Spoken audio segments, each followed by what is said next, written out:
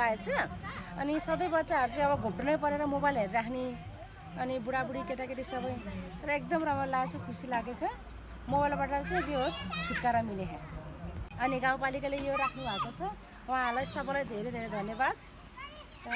सबैजनालाई धेरै धेरै धन्यवाद र हाम्रो यस आम्बुखेनी गाउँपालिकाको सबै प्रतिनिधिहरूलाई पनि धेरै धेरै धन्यवाद दिन चाहन्छु।